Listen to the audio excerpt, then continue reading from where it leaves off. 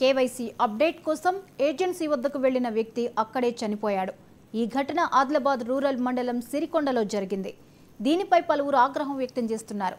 ప్రతిసారి ఏదో అప్డేట్తో ప్రజలను ఇబ్బంది పెడుతున్నారని, అందువల్లే ఇలాంటి దురదృష్ట ఘటనలు చోటు చేసుకుంటున్నాయని ఫైర్ అవుతున్నారు.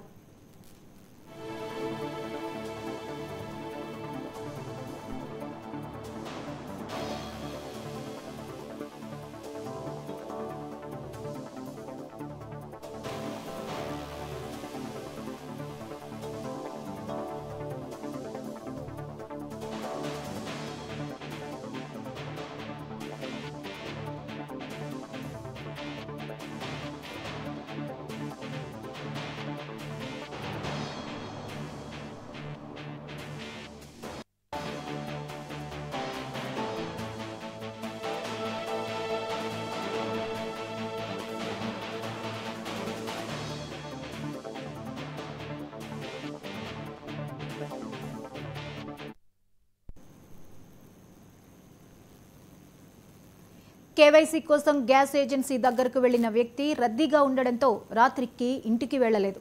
ఆ పక్కనే ఓ లారీ కింద నిద్రించి ఆకలికి చలికి తట్టుకోలేక చనిపోయాడు. ఆదిలాబాద్ రూరల్ మండలం సిరికొండకు చెందిన అంగపొచ్చన్న అనే వ్యక్తి, ఆయన కుమారుడు సాయి చరణ్ శనివారం ఉదయం జిల్లా కేంద్రంలోని ఓ గ్యాస్ ఏజెన్సీలో కేవైసీ చేసుకోవడానికి వెళ్లారు.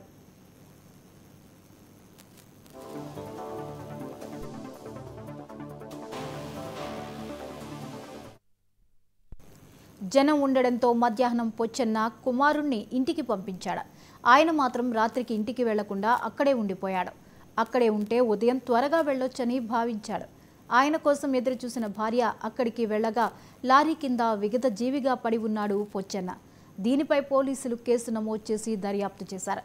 రోజంతా భోజనం లేకపోవడం, చలి తీవ్రతకు చనిపోయినట్లు తెలుస్తోంది.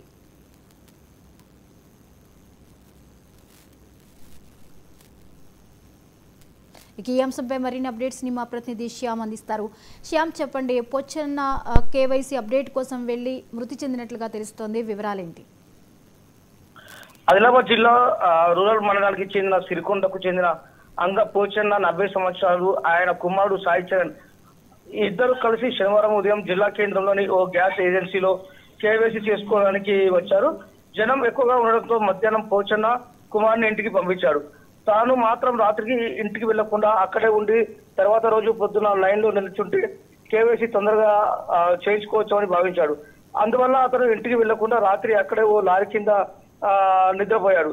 ఎంతకు పోచన్న ఇంటికి రాకపోవడంతో ఆదివారం ఉదయం ఆయన భార్య ప్రమీణ, కొడుకు సాయి చరణ్ ఆ గ్యాస్ ఏజెన్సీ వద్దకు వచ్చి చూడగా ఆ దగ్గరలో ఉన్న ఒక లారీ కింద విగత జీవిగా కనిపించాడు. రోజంతా భోజనం చేయకపోవడం, చలి ఎక్కువగా ఉండటంతో చలి తీవ్రత తట్టుకోలేక మృతి చెందినట్టు కుటుంబీకులు భావిస్తున్నారు.